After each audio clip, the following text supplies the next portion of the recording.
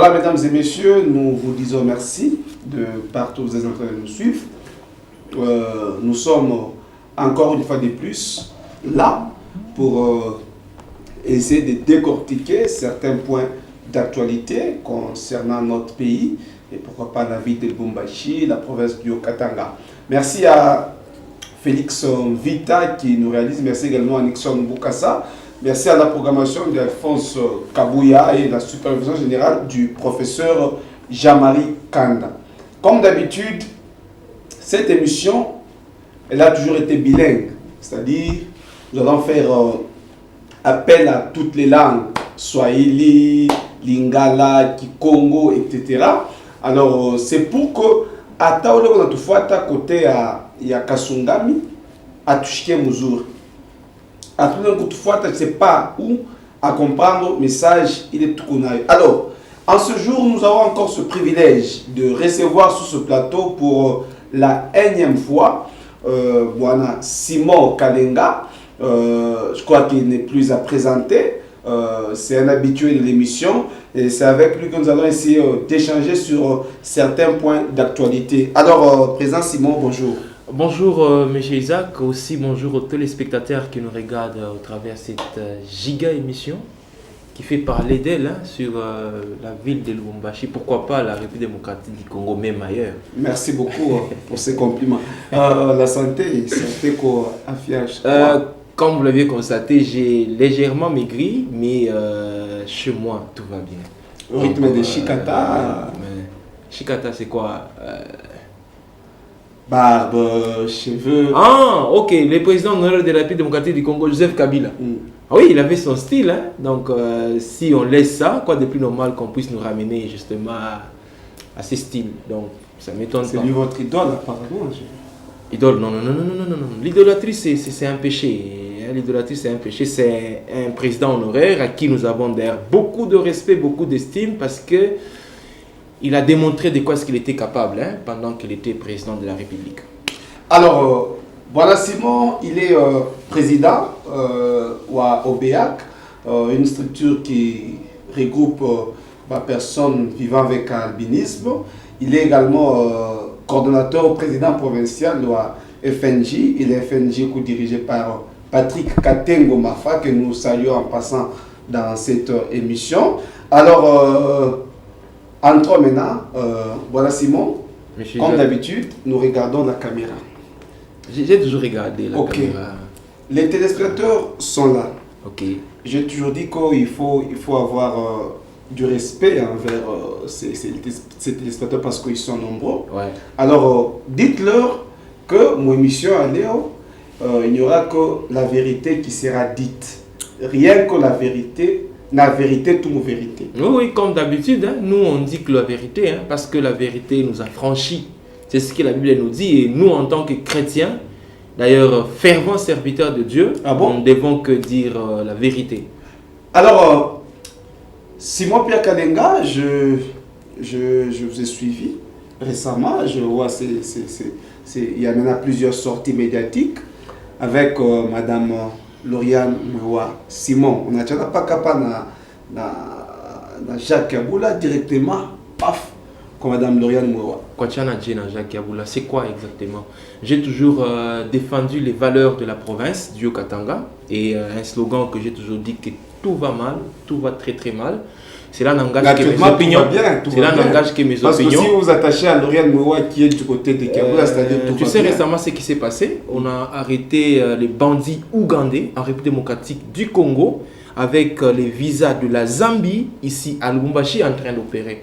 Et ce sont ces bandits qui ont sémé des troubles et des désordres, je dis bien qui ne sont pas des Congolais, avec des visas de la Zambie ici chez nous à Lubumbashi. Et avec ça, vous voulez que je puisse dire que tout va bien dans la province, aussi longtemps que nous avons un ministère de l'Intérieur, nous avons un gouverneur de province, nous avons les agents de la DGM, nous avons toutes ces personnes qui font justement la sécurité de notre province. Et moi, devant votre caméra, je dis que tout va bien. Donc, je serai un menteur par rapport à moi-même.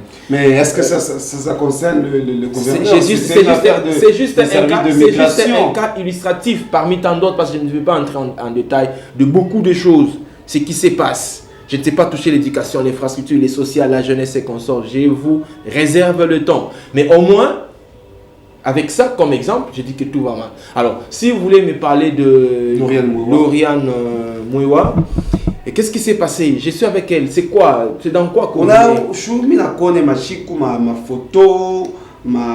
Ça fait déjà 2 fois par la Madame Lauriane, on m'a accompagné. Vous savez, Monsieur Isaac, la politique est très dynamique, hein, comme on l'a toujours dit. Donc vous avez maintenant aussi. Je suis en train de parler, comme on a toujours dit. Mais moi, je n'agis pas comme un politicien ou comme la politique exige, la démagogie et toutes ces formes-là. Moi, j'ai posé un acte comme un citoyen congolais et okatangais, loucha par surcroît, qui a vu vraiment la saleté presque partout sur l'étendue de la ville de Lubumbashi. Et cette saleté nous a amené la maladie. Il y avait de l'escroquerie au centre-ville, il y avait vraiment du désordre. Et que les autorités, j'ai fait allusion à Maman Lauriane Mouewa Kalombo, qui avait initié une démarche pour elle, ville propre, zéro Buchafu, ville à Lubumbashi.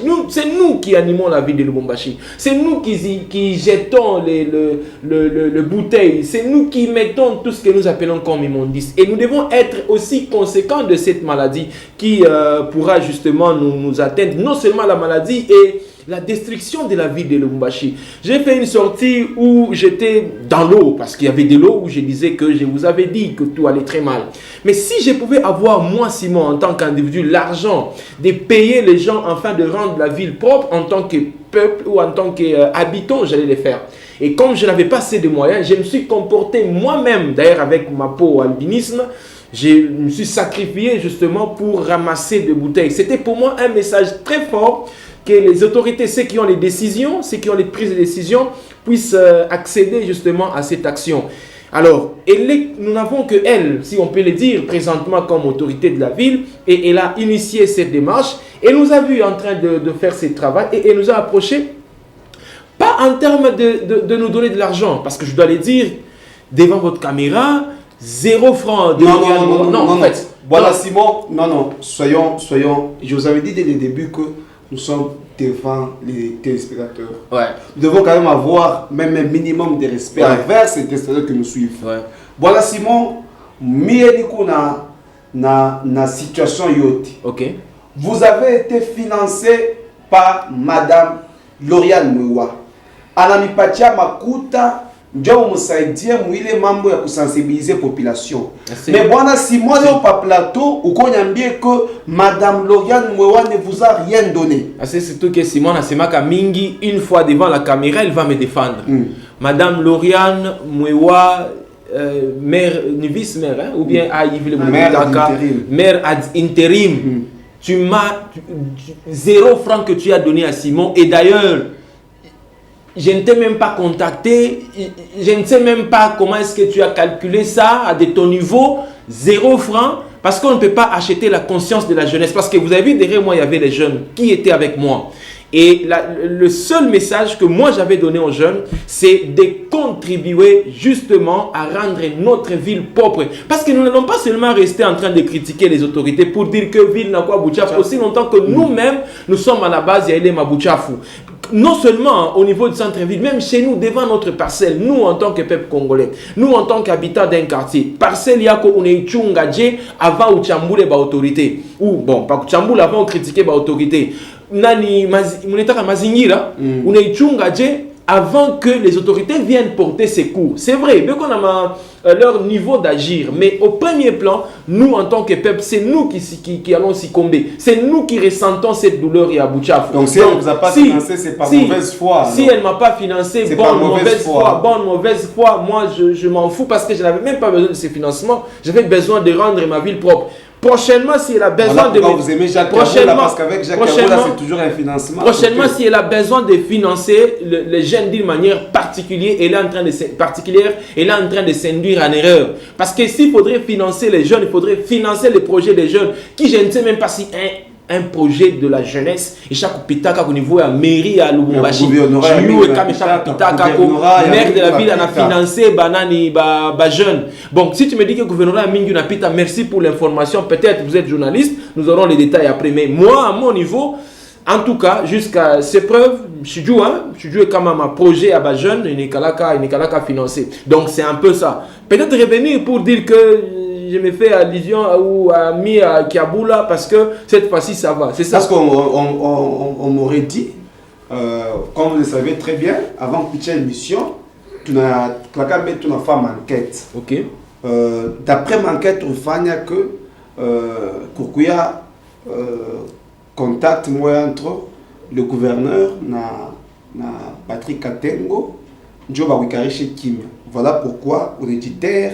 Bon, pour le moment, on est le cancer de la mer avant que tu repoques le gouvernorat. Voilà pourquoi on a dit oh, tout va mal. Actuellement, là, tout va bien maintenant en RDC, d'une manière particulière dans notre province. J'ai commencé d'ailleurs par dire que tout allait très mal. Et j'ai pris un exemple illustratif de bandits ougandais retrouvés à Lubumbashi en train de s'aimer des troubles. Donc, on a pita DG, on a pita ministère de l'Intérieur, on a pita commissariat à la police, mais au moins, parce que quand nous disons merci au commandant Ilunga de la police qui a même mise sur ces malfrats, sur ces bourreaux qui ont semé des troubles. Donc, et avec ça, vous allez... Il a dénudé Kiaboula. Avec la police a dénudé Kiaboula alors. La police a dénudé... La police a fait son travail. Tout en montrant ma incompétence, il y a ma service. Non, mais vous êtes journaliste. Si vous passez une émission, est-ce que c'est pour montrer les défaillances des techniciens? Non. Toi, tu dois faire ton travail en tant que journaliste et le chef de programme doit faire aussi son travail. On peut avoir des gens, des Ougandais, qui viennent au pays. On a opéré facilement. C'est là que je suis. Je crois qu'on avait monté une émission avec vous où j'ai dit que Kiaboula, qui est le gouverneur, doit avoir un contrôle assez efficace à toutes ces personnes-là qu'il est en train de placer comme directeur des GEM, commandant ceci, commandant cela. Mais s'il n'y a pas un regard, s'il n'y a pas de suivi, voilà ma conséquence. Donc, un directeur dans son bureau à chaque là, et le soir, attend dans mon boîte. Et il n'y a pas un système de contrôle. Vous allez vous rendre compte qu'on va faire passer tout. Et avec ça, je ne dois pas acclamer pour dire que tout va bien dans la province. La question qu'on venait de dire que le président Patrick Katengo s'est fait allier au gouverneur Kiaboula pour faire taire Simon, c'est quelle baguette magique qu'ils vont les faire?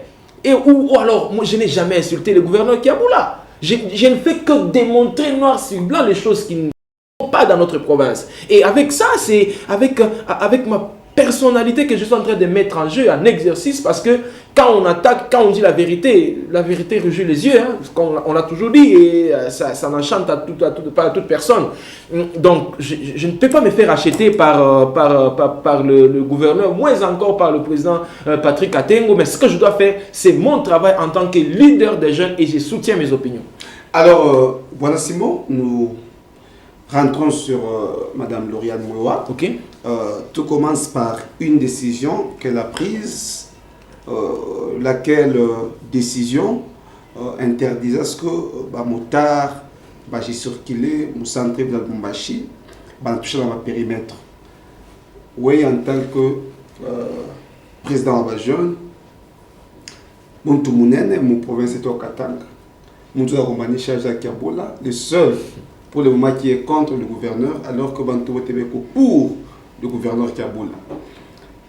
Comment jugez-vous les décisions et la maire de la ville?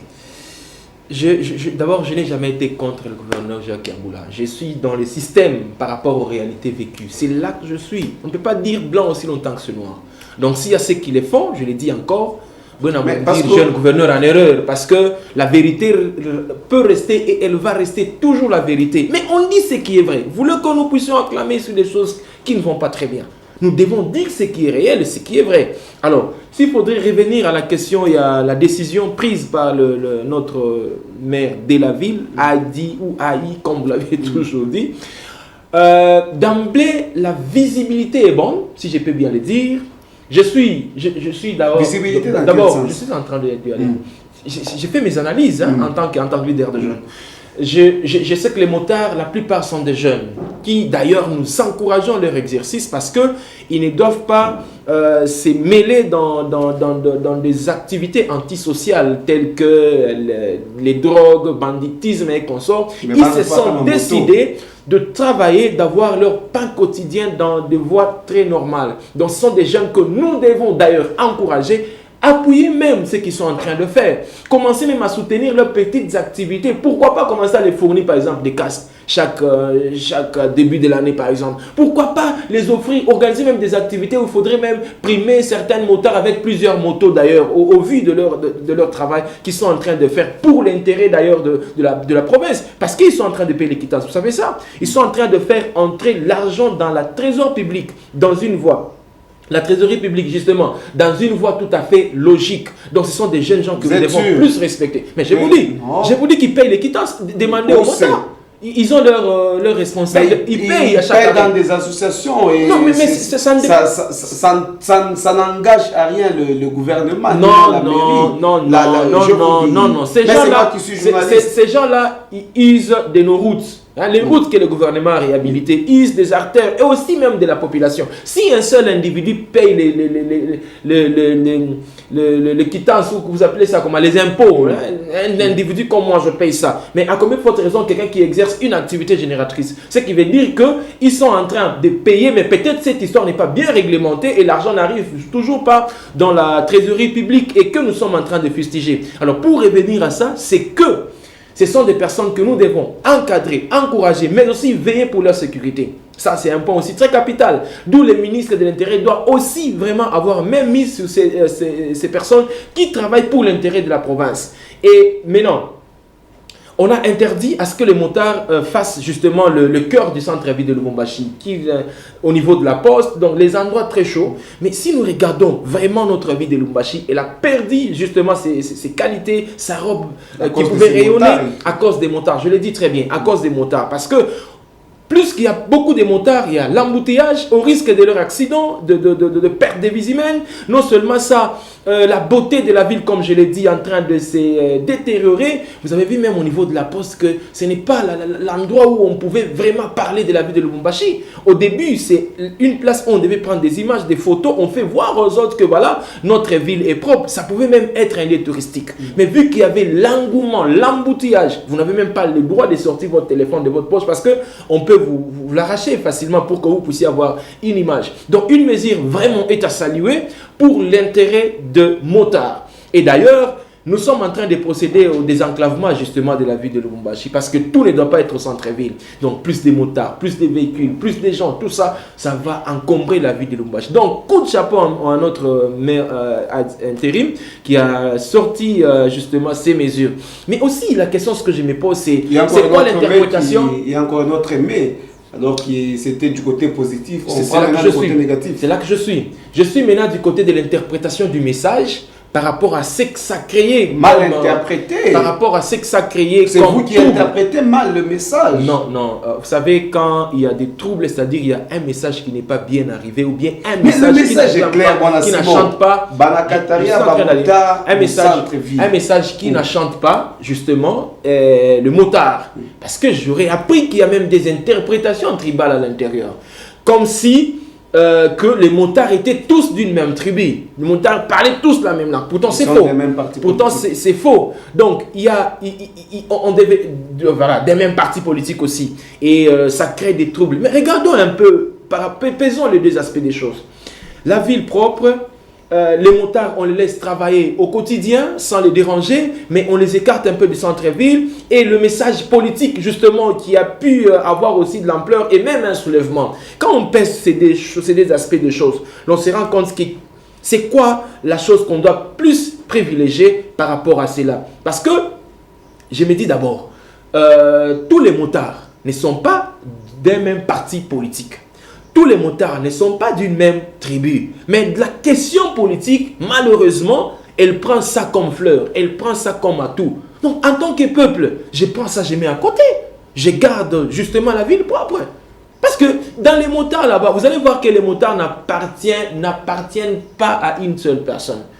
Un politique peut venir à l'aéroport, vous allez voir les motards. Un autre d'une autre tendance, vous allez voir les motards. Alors ça n'a pas d'importance que nous puissions nous acharner sur cette question des tribus, partis politiques, tout ça. Gardons la ville propre. Parce que ceux qui habitent, même vous qui disiez que vous êtes discriminé parce que vous êtes d'une autre tribu, quand vous recevez votre visiteur qui vient peut-être de Kinshasa et que vous devez lui faire passer au centre-ville, l'engouement et la ville propre, parmi les deux choses, il va vous respecter dans quel aspect? Donc moi je pense que nous avons tous intérêt, nous en tant que motards, de regarder les choses tout droit et rappeler, continuer par rapport à la beauté de notre ville. Alors heureusement que vous avez évoqué un petit point concernant le tribalisme. Connaissez-vous Dominique Monongo, Inamizi? Ouais. Vous la connaissez très bien. Ouais. Avez-vous suivi ses propos? Elle fit d'ailleurs notre bourgmestre pendant que nous étions à l'ICACI. Alors, avez-vous suivi ses propos? Oui, j'ai analysé ses propos. Si vous n'avez pas eu à suivre les propos, la régie, comment il a fait? J'ai analysé. Vous avez suivi et puis vous avez analysé. Ouais.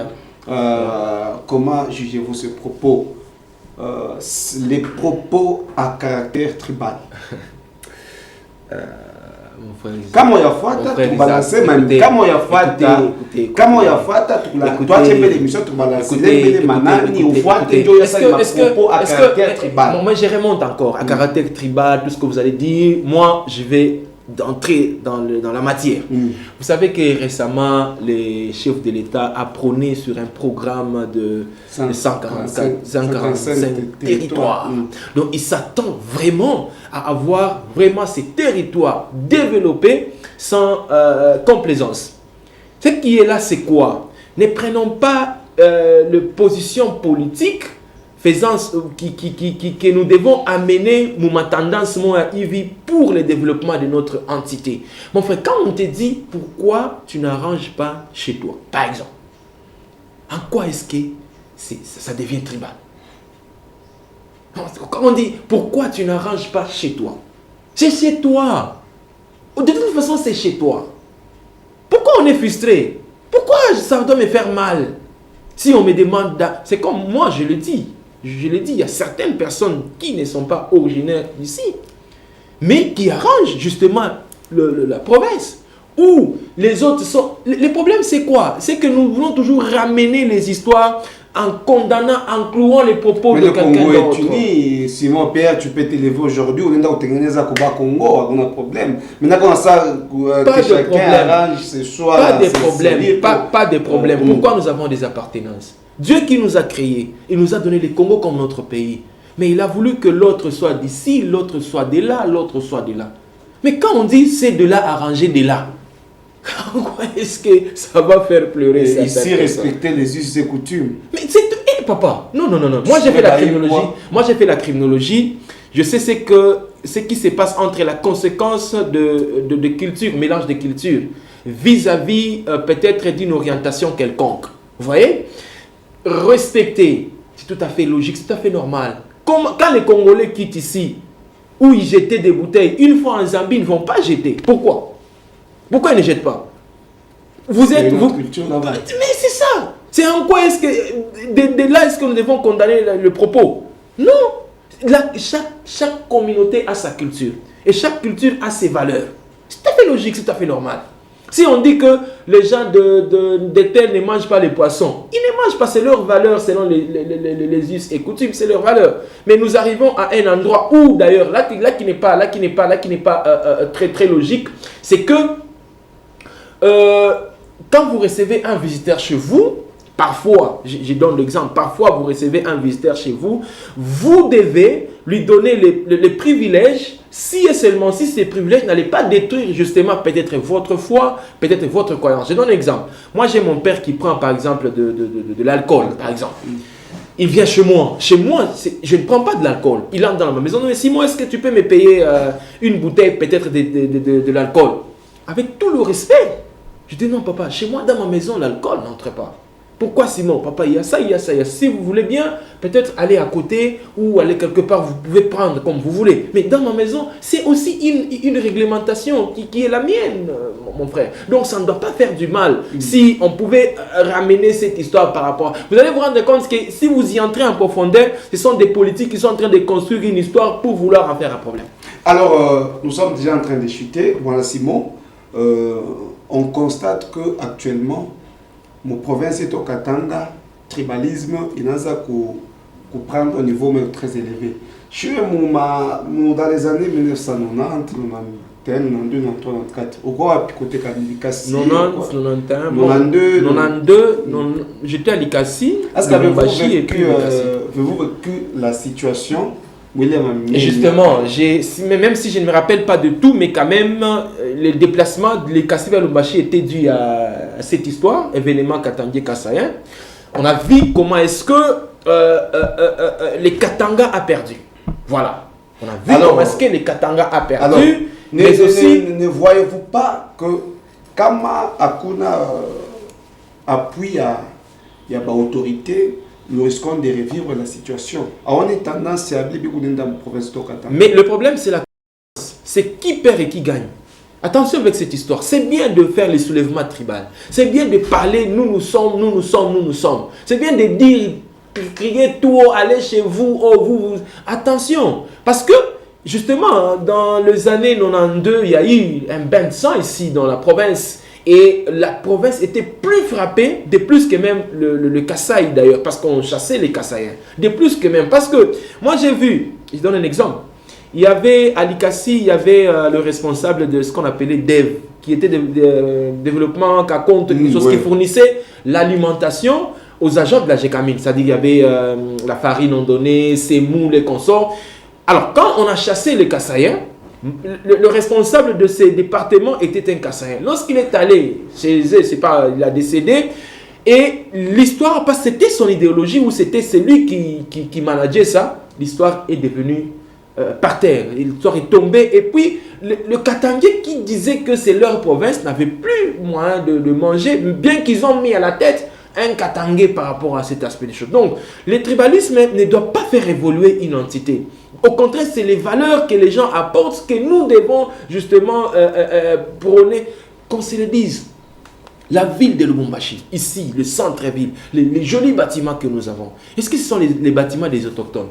Est-ce que ce sont les bâtiments des Katangais, si on peut bien le dire, originaires Katangais? Vous allez vous rendre compte que la plupart des bâtiments, la plupart des édifices, peut-être n'appartiennent même pas aux Katangais, alors, mais qui font quand même la fierté de la ville de Lubumbashi. Voilà ce que nous devons élever en nous en tant que valeur. Pas crier. Mais écoute, si c'est manger les chiens, vous refusez. Construire, vous acceptez. Non, je vous ai donné un bel exemple. Sinon, chez moi, je ne mange pas le chien. Parlons que c'est la culture de la province du Haut-Katanga. Ils ne mangent pas des chiens. Alors, si vous voulez manger votre chien, mangez-les, mais que ça ne puisse pas nuire justement aux valeurs que nous avons. Vous pouvez aller manger ça chez vous à la maison, il n'y a pas de problème. On n'a jamais interdit. On n'a jamais interdit aux Kassaïens de manger les chiens, si vraiment c'est leur culture.